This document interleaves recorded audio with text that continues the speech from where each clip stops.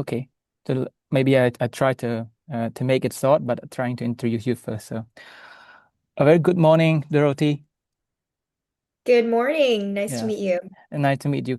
So Dorothy, I think today is a privilege for me to speak to you on your very important projects. So the name, if I'm not mistaken, is Death in Cambodia, Life in America.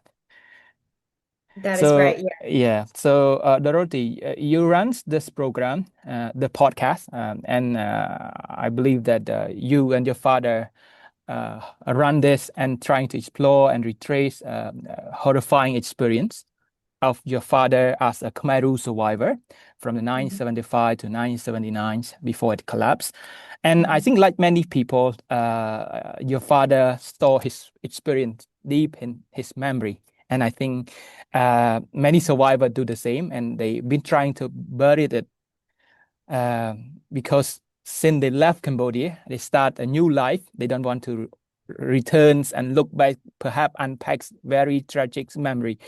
But my first question to you, what prompted you to start such a podcast? I think it's very, very challenging to do it at first, even the thing not to do eventually. Yep. Um, I was always curious about my father's past. Like most people, I think I grew up questioning what exactly happened to my parents. They didn't talk much about it when I was growing up. Only sometimes during the dinner table when my father would relax a little bit and maybe have a sip of wine or something, and all of a sudden he would share a tiny little story about how he lost, his friends and some of his family members during this time when he was growing up.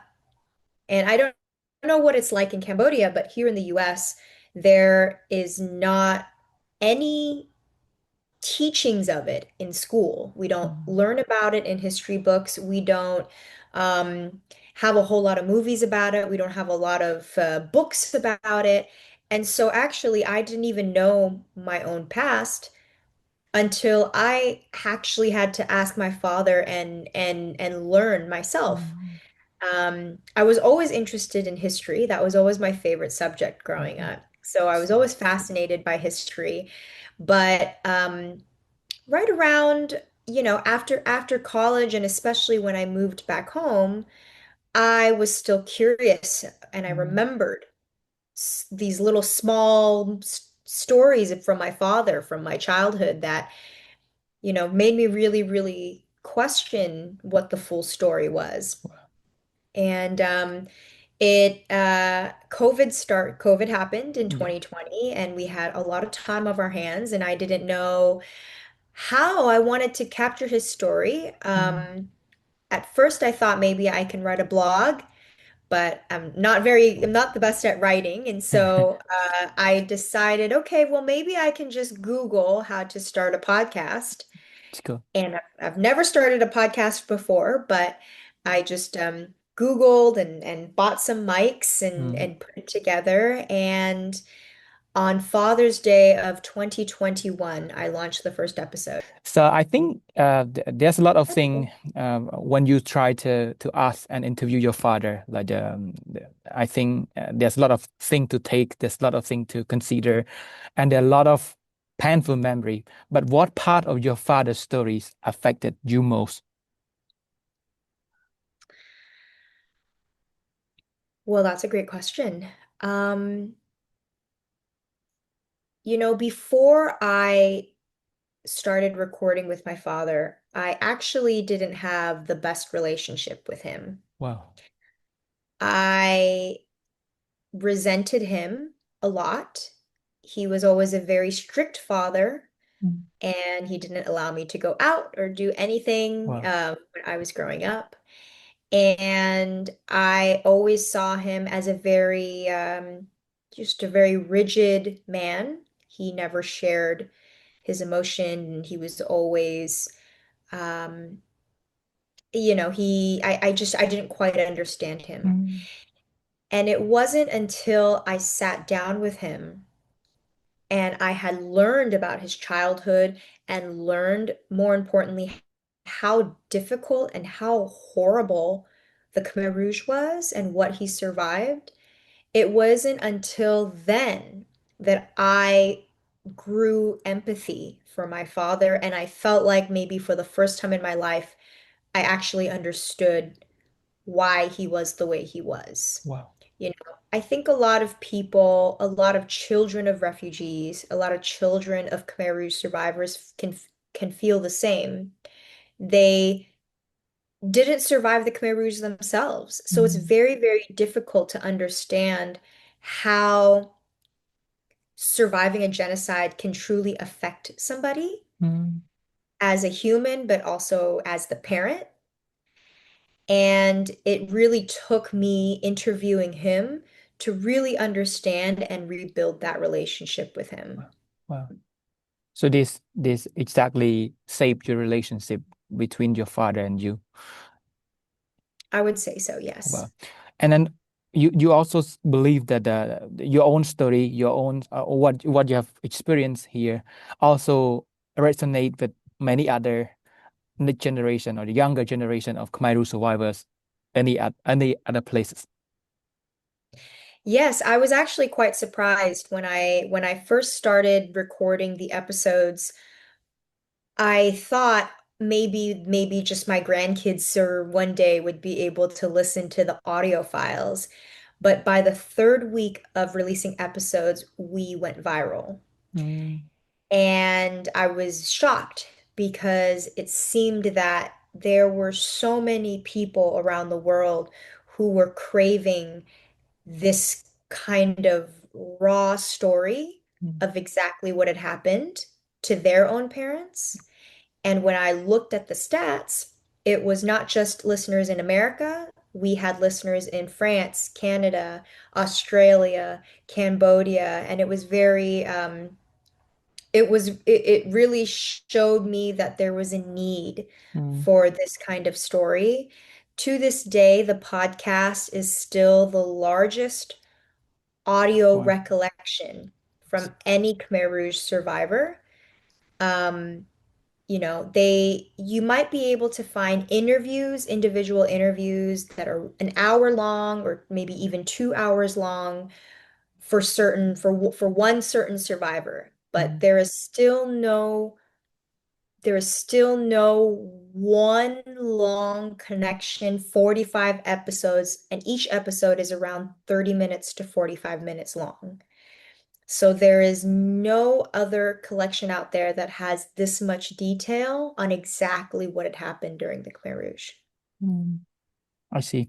So we also understood that there's a change in your relationship with your father following the projects like you have done a lot of conversation with him, understood what really happened to him. But what about his personal change in terms of like behavior? And of course, that we all know that when you open up wounds, you try to bury it. It's it must be a space for healing. So did the healing happen to him? Yes. Um, when we started the podcast, I never expected that that was going to be an outcome. I truly only was curious about what had happened during the Khmer Rouge and what he had experienced. But right around recording the very last episodes, and when we were slowly starting to finish his story, I remember he turned to me after recording and he said, baby, he calls me baby. I'm the youngest. So he goes, baby, you know what's funny? He said, normally I usually have nightmares Mm, about the Khmer Rouge. And every time I have a nightmare, it's always me back in the Khmer Rouge. I usually have nightmares maybe every other week, wow. once a week or every other week. And this is his entire life that he's had nightmares. Yeah. And he said, you know what's funny, baby, about 3 weeks ago, I stopped having nightmares. And that was very incredibly shocking to the both of us. We Mm, never expected that he was in this process of recording, and we recorded once a week for 8 months. Every single Sunday, we would sit down and record and record and record. And in the 8 month period, after him scraping out all the dark memories and all the trauma from his past, uh, he's finally been able to find healing through that verbal storytelling, and thankfully no longer experiences nightmares. Mm. So it's part of the healing process. You think this happened to him following that? Yes, Yeah. yes. It's incredible the healing powers of storytelling. Storytelling. I will ask you the next question, but just want to know, has there been any challenges when you try to convince him, especially like during the discussion, during the conversation? It's supposed to be, it's not a smooth conversation back and forth. It might be emotional breakdown. It might be some, I mean, hard feeling to continue. So how did you overcome this? Luckily, luckily when I approached my dad and said, "Hey, I think I want to try to start a podcast and do this," he saw how serious I was actually taking it. And I think that is very important because a lot of survivors out there, I don't think they can be scared to share, but they are definitely more willing to share if you give them the right environment and that you actually show them that you're there to listen. And that was very, very important for him to see when I had set up my podcast equipment. He saw that I had put the work behind it to really capture his story Mm, in a respectful way, I see. in a way that I wasn't just, hey, Ba, just tell me about your trauma, like casually. I really really cared about the way that I held his story. And I think that made him feel more open to share his full story. Because he wouldn't be comfortable sharing everything if he didn't Mm, feel like he was safe to. that's right. And a lot of, therapists and psychologists that I have spoken with also shared that that is a very important part. And so when he saw how serious I was truly taking this, on top of the response that we were getting as we were launching, he felt more encouraged to share and open up because not only did he see that I was doing this with care and I was Mm, doing this with love, but he also saw the support from the rest of the community. mm. So that really helped him truly open up fully. I see. So the enabling environments and how you show your effort to make this really encourage him to speak up more. That's right. In terms of storytelling, I believe that you mentioned earlier the power of storytelling, especially amongst the Cambodian diaspora on the issue like the Khmer Rouge regime. So how do you see the role of storytelling in preserving memory and preventing some sort of, because as you told us, not many material as well as textbooks or maybe lessons on Khmer Rouge as well as the histories of Cambodia being taught in among Khmer diaspora. So I think to prevent the denial as well as forgetting of this horrendous past, it's not just about remembering, but how we can prevent this from happening. So, what is the role of storytelling for you as the one who hosts the very important podcast? I I believe storytelling, especially telling this story, has many roles. Um, One, the process of it Mm, is healing. Um, Two, I think a very important thing that storytelling of this story does is validate. mm, Validate the people who had survived the Khmer Rouge and never really got the recognition and the validation from history books because Mm, many survivors had survived something so horrific, but they never got to see the importance of what they had survived. They never saw how, that to them, if history doesn't deem it important, then maybe what I survived really wasn't important. Maybe it wasn't a big deal. And mm, I think us not giving it the attention that it deserves makes people feel like they should just keep it in and that it nobody wants to hear, or maybe people think that they're crazy. mm, And um and the saddest part is if people don't actually start talking about it and people actually don't share, the history will absolutely be lost. mm, All the lessons, all the um all the pain, all the weight that the mm. survivors had been carrying That's right. will simply pass. And we only have so much time to capture the stories directly from the survivors because the survivors now are getting old. Mm, I mean, at this I see. point, it's been 50 years since the Khmer Rouge. So it's storytelling has many, many purposes, but this in particular, it's healing, validation. It's healing for the people who had survived and the second generation, but validation also for the people who had to carry it their whole lives. Mm. Validation. It is really important, I believe. And I think to be specific, my next question will be on your podcast in particular. Like, how do you see this podcast contributed to the collective memories of a Cambodian diaspora, as well as the reconnecting with their own roots? And if, based on your observation, based on your anticipations, what do you want the future children, as well as the younger generation, get from your own podcast by listening to it, especially your own father? I hope that everybody who listens to my father's interviews and my podcast can hopefully start to question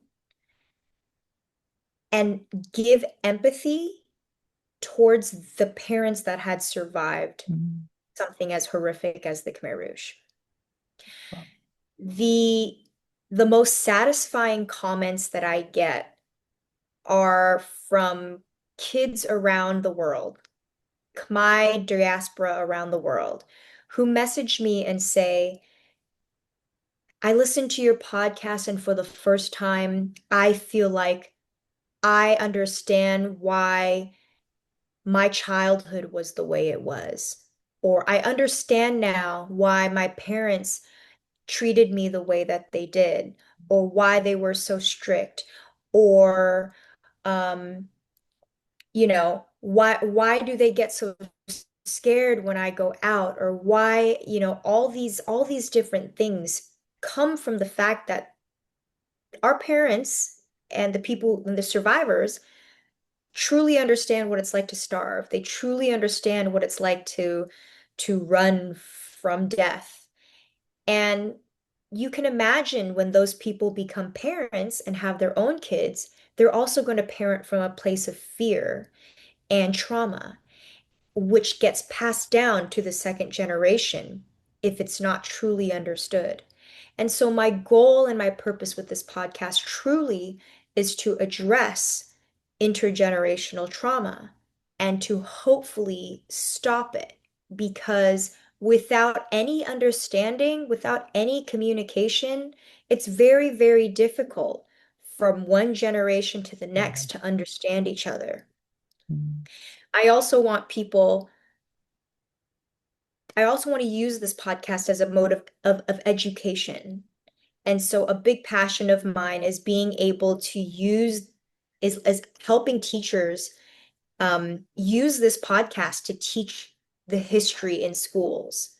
Because I also feel like there's so many Khmer diaspora out there who feel misunderstood. They feel underrepresented because they don't see the history. They don't see the history in their own history books and they're never taught it.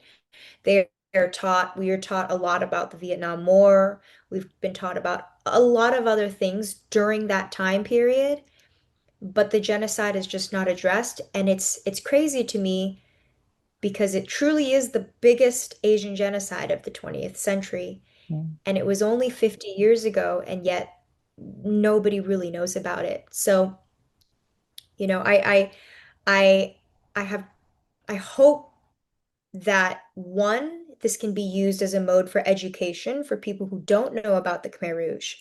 The people who do know about it and have lived through it, I hope that they can listen to it, look at their parents, and finally say, ah, I understand you.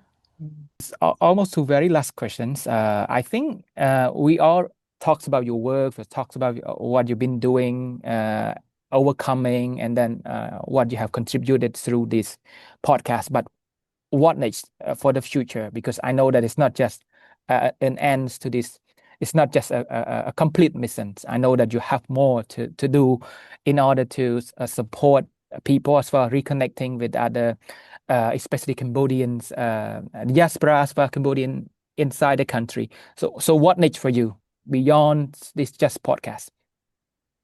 So, from this podcast, I actually launched two other programs within the last 2 years that are resources for Cambodian American people in the Cambodian diaspora.